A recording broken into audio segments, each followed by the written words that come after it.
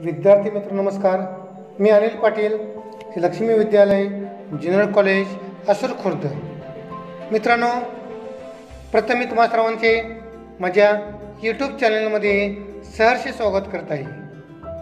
मित्रांनो, गेल्या काही व्हिडिओमध्ये आपण इयत्ता 12वी राज्यशास्त्र प्रकरण 2 जागतिकीकरण यामध्ये जागतिकीकरणाने केलेले बदल किंवा परिणाम यातील आर्थिक क्षेत्रावर जागतिकीकरणाने केलेले बदल किंवा परिणाम यामधील गेल्या व्हिडिओमध्ये आपण 2 परिणाम पाहिले.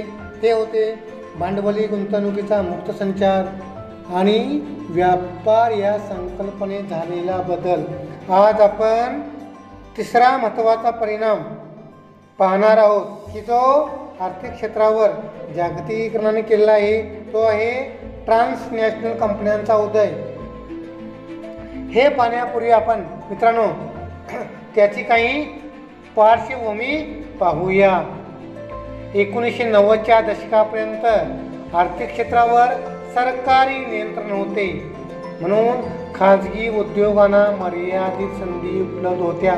म्हणजेच 1990च्या दशकापर्यंत आर्थिक क्षेत्रावर इकॉनॉमिक सेक्टरवरती सरकारचे कंट्रोल होते, त्यामुळे खाजगी उद्योगांना मर्यादित संधी लिमिटेशन्स होत्या.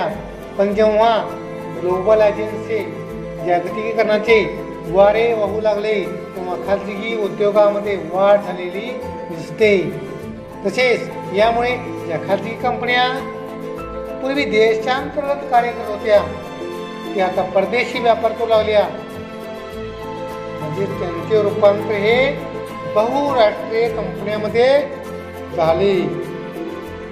आता प्रथम आपण बहुराष्ट्रीय कंपनी म्हणजे काय ते पाहूया. बहुराष्ट्रीय कंपनी अशी कंपनी असते की जिचे एका राष्ट्रात मुख्यालय असते पण ती अनेक देशांमध्ये कार्यरत असते. याचा अर्थ असा आहे मल्टीनॅशनल कंपनी, बहुराष्ट्रीय कंपनी जिचे एका राष्ट्रात मुख्यालय असते, हेडक्वार्टर असते, पण ती अनेक देशांमध्ये वर्किंग करत असते, कार्यरत असते. त्यानंतर आपण भारतातील काही सरकारी आणि खाजगी बहुराष्ट्रीय कंपन्यांची उदाहरणे पाहूया. ती आहेत बजाज, डाबर, सरकारी कंपनी ONGC, त्यानंतर आदित्य बिर्ला, अमूल, गोदरेजची काही कृषी उत्पादने, विप्रो. म्हणजेच ही उदाहरणेही भारतातील काही सरकारी आणि खाजगी बहुराष्ट्रीय कंपन्यांची उदाहरणे आहेत. तसेच यामुळे आज आपल्याला काही ट्रान्सनॅशनल कंपन्यांचा उदय झालेला दिसतो. हा बदल प्रामुख्याने खाजगी क्षेत्रामध्ये आहे. म्हणजे ट्रान्सनॅशनल कंपन्या हा खाजगी क्षेत्रामध्ये आहेत. आता पहिल्यांदा ट्रान्सनॅशनल कंपन्या म्हणजे काय पाहूया. ट्रान्सनॅशनल कॉर्पोरेशन हा बहुराष्ट्रीय कंपन्यांचा एक प्रकार आहे. म्हणजेच ट्रान्सनॅशनल कंपनी कॉर्पोरेशन ही बहुराष्ट्रीय कंपन्यांचा एक प्रकार आहे. या कंपन्या कोणत्याही एका राष्ट्राला बांधील नसतात. तसेच त्यांचे एकाच राष्ट्रात मूळ स्थान नसते. ही 2 वैशिष्ट्ये आहेत. म्हणजे ट्रान्सनॅशनल कंपन्या ह्या कोणत्याही एका राष्ट्राला बांधील नसतात, त्यांचे एका राष्ट्रात मूळ स्थान नसते. आता आपण काही ट्रान्सनॅशनल कंपन्यांची उदाहरणे पाहूया. त्याच्यामध्ये बघा नेस्लेची काही जगप्रसिद्ध उत्पादने आहेत की विशेषतः किटकॅट ही चॉकलेट मुलांना अतिशय आवडते. त्यानंतर मॅगी आहे. त्यानंतर बायर कंपनीची अनेक उत्पादने आहेत. युनिलिव्हर ही जगप्रसिद्ध बहुराष्ट्रीय कंपनी आहे. सिमेन्स, जनरल इलेक्ट्रिक ही ट्रान्सनॅशनल कॉर्पोरेशनची काही उदाहरणे आहेत. म्हणजेच आपण महत्त्वाचा तिसरा परिणाम पाहिला की जागतिकीकरणामुळे आर्थिक क्षेत्रावर झालेला ट्रान्सनॅशनल कंपन्यांचा उदय. आणि आपण जे 3 परिणाम पाहिले, भांडवली गुंतवणुकीचा मुक्त संचार, व्यापार संकलन झालेला बदल, ट्रान्सनॅशनल कंपन्यांचा उदय. यामुळे या आर्थिक बदलाचे सर्वसामान्य लोकांवरती दूरगामी असे परिणाम झालेले आहेत. त्यापैकी महत्त्वाचे 3 परिणाम आपण पाहणार आहोत. त्यापैकी पहिला आहे कुशल आणि अर्धकुशल कामगारांचे आज एका राष्ट्रातून दुसऱ्या राष्ट्रामध्ये स्थलांतर होते. स्किल्ड आणि semi skilled labour migrates from one country to another country. याच्यामध्ये कुशल असतील, अर्धकुशल असतील हे कामगार एका देशातून दुसऱ्या देशामध्ये स्थलांतर होताना दिसतात. याचा परिणाम श्रमिक बाजारात होतो. उदाहरणार्थ भारतामध्ये बरेच कुशल आणि अर्धकुशल कामगार आज पश्चिम आशिया, अमेरिका, युरोप इत्यादी ठिकाणी काम करतात. पण यामुळे एक पॉझिटिव्ह बदल झाला आहे. कोणता पॉझिटिव्ह बघा की सेवा क्षेत्रात रोजगाराच्या संधी उपलब्ध होत आहेत, वाढत आहेत. उदाहरणार्थ खानपान असेल, प्रवासी वाहतूक असेल इत्यादी. त्यानंतर दुसरा महत्त्वाचा परिणाम की लहान उद्योग आणि लहान दुकाने यांना बड्या बहुराष्ट्रीय कंपन्यांची स्पर्धा करावी लागते. स्मॉल शॉप्स यांना बहुराष्ट्रीय मल्टीनॅशनल कंपनी यांची कॉम्पिटिशन करावी लागते. ही लहान दुकाने ती किराणे मालाची असतील, फळांचे असतील किंवा भाजींचे असतील किंवा इतर लहान दुकाने असतील, यांना बहुराष्ट्रीय कंपन्यांची स्पर्धा करावी लागत आहे. उदाहरणार्थ भारतामध्ये आज अनेक मल्टीनॅशनल कंपन्या येत आहेत, अनेक शॉप येत आहेत, अनेक मॉल्स येत आहेत, शॉपिंग सेंटर येत आहेत की अगदी चकाचक असतात. ग्राहकांना भुरळ पाडतात.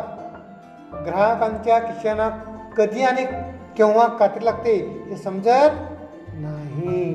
म्हणून हा जागतिकीकरणाचा महत्त्वाचा परिणाम आहे. मुक्त व्यापार यामुळे काय होतं की लहान दुकाने उद्योगांना फटका बसत आहे. म्हणून पण आज जी लहान दुकाने कार्यक्षम पद्धतीने चालवली जातात ती स्पर्धेत टिकून आहे.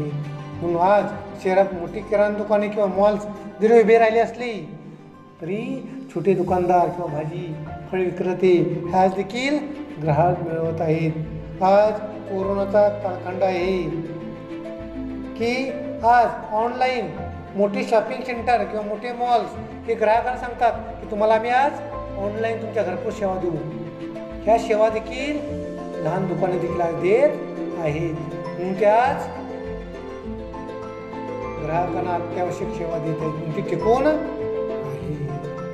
त्यानंतर तिसरा महत्त्वाचा परिणाम आहे शेतकरी आपला माल मोठ्या कंपन्यांना मध्यस्थी शिवाय थेट विकू शकतात. Farmers directly export their goods in foreign countries to multinational companies. पण पूर्वी असं नव्हतं की शेतकरी आणि ग्राहक त्यांच्यामध्ये दलाल होते, व्यापारी होते. पण आज शेतकरी आपला माल विकू शकतात. कारण भारतीय मालाला नव्या बाजारपेठा खुल्या झालेल्या आहेत. उदाहरणार्थ भारत आज अनेक समुद्री उत्पादने असतील तुमच्या समोर जे आहेत. त्यानंतर अनेक प्रकारचे मांस असेल, तांदूळ असेल, भुईमुग उत्पादने असतील, काजूची उत्पादने असतील, अनेक प्रकारची मसाले असतील, भाज्या असतील, साखर असेल, कॉफी असेल इत्यादी गोष्टींची निर्यात करतो. म्हणजेच जागतिकीकरणामुळे हे सर्वसामान्य लोकांवरती 3 परिणाम झालेत. कुशल आणि अर्धकुशल कामगारांचे स्थलांतर, लहान दुकाने लहान उद्योगांना बड्या बहुराष्ट्रीय कंपन्यांची स्पर्धा करावी लागते. त्यानंतर शेतकरी आपला माल मोठ्या कंपन्यांना विकू शकतात.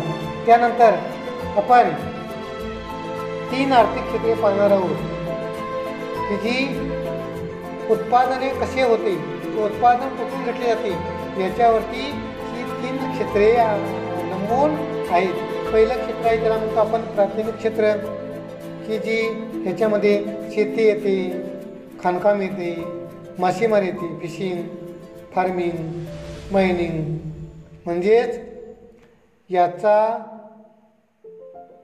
यातील उत्पादनाचा संबंध हा डायरेक्ट निसर्गाशी येतो. शेती, खाणकाम, मासेमारी, त्यांच्यामध्ये लाकूड तुराशी. नंतर दुसरे क्षेत्र आहे उत्पादन, म्हणजेच प्राथमिक क्षेत्रातून जो कच्चा माल घेतला जातो त्यावरती प्रक्रिया करून पक्का माल तयार केला जातो, त्याला म्हणतात द्वितीय क्षेत्र. याच्यामध्ये कारखानदारी येते. साध्या दुधापासून लोणी काढणे किंवा अनेक दुग्धजन्य पदार्थ असतील, ऊसापासून साखर काढणे, कापसापासून कापड तयार करणे. तिसरं क्षेत्र आहे त्याला म्हणतात सेवा क्षेत्र.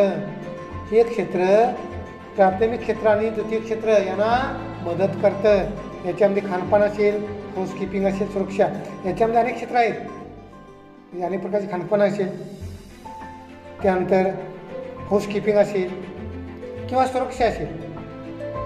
म्हणजेच जागतिकीकरणामुळे ह्या तिन्ही क्षेत्रांना महत्त्व येत आहेत. 3 जे आर्थिक क्षेत्र आहेत, प्राथमिक, प्रायमरी, सेकंडरी अँड तिसरे क्षेत्र,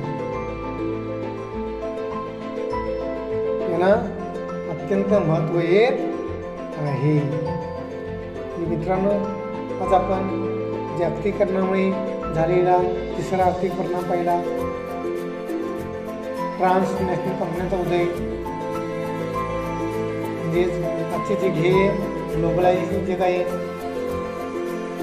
मित्रांनो, हा जर माझा व्हिडिओ जर तुम्हाला आवडला तर please subscribe my channel. Thank you. धन्यवाद. Good day.